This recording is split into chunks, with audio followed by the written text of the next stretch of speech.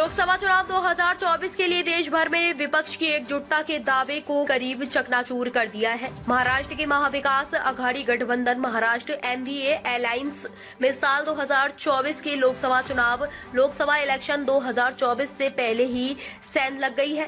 कर्नाटक विधानसभा चुनाव में अब एमवीए की घटक दल राष्ट्रवादी कांग्रेस पार्टी के मुखिया शरद पवार, एनसीपी चीफ शरद पवार ने कर्नाटक के आगामी विधानसभा चुनावों कर्नाटक असेंबली इलेक्शन 2023 में 40 से 45 सीटों पर अपने उम्मीदवार उतारने की योजना बना रहे हैं। राज्य विधानसभा चुनावों में भारतीय जनता पार्टी, बीजेपी, कांग्रेस और जनता दल सेक्युलर जेडीएस के बीच त्रिकोणीय मुकाबला होने की संभावना जताई जा रही है। पवार ने 10 मई को कर्नाटक में होने वाले विधानसभा चुनावों के लिए एनसीपी की रणनीति को अंतिम रूप देने के वास्ते मुंबई में शनिवार को पार्टी नेताओं की बैठक बुलाई है। राकांपा प्रमुख ने कहा, हम कर्नाटक चुनाव के लिए अपनी योजना को अंतिम रूप देने के लिए कल मुंबई में बैठक करेंगे। राष्ट्रवादी कांग्रेस पार्टी एनसीपी नेताओं ने कहा कि पार्टी कर्नाटका की कुल 224 विधानसभा सीटों में से 40 से 45 सीटों पर चुनाव लड़ने की योजना बना रही है।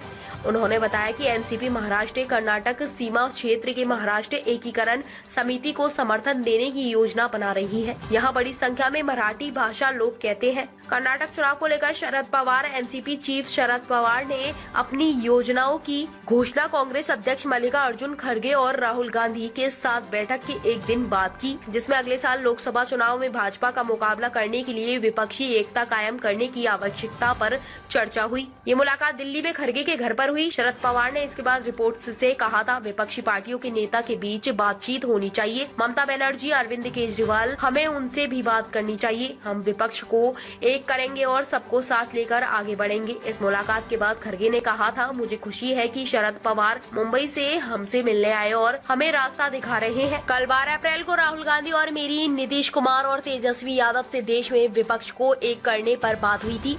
वहीं राहुल गांधी ने इस मुलाकात के बाद कहा, खड़गे जी और पवार जी ने कहा है कि विपक्ष को एक करने का काम शुरू हो चुका है। ये एक नई शुरुआत है और हर पार्टी का इस काम के लिए प्रतिबद्ध है।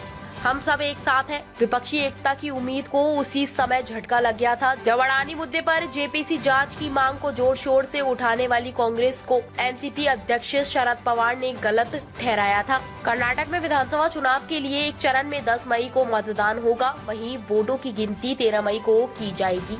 ताज़ा खबरों से जुड़े रहने के लिए हमारे चैनल को सब्सक्राइब करें और बेल आइकन को दबाना ना भूलें, ताकि हर खबर की नोटिफिकेशन आपको मिलती रहे।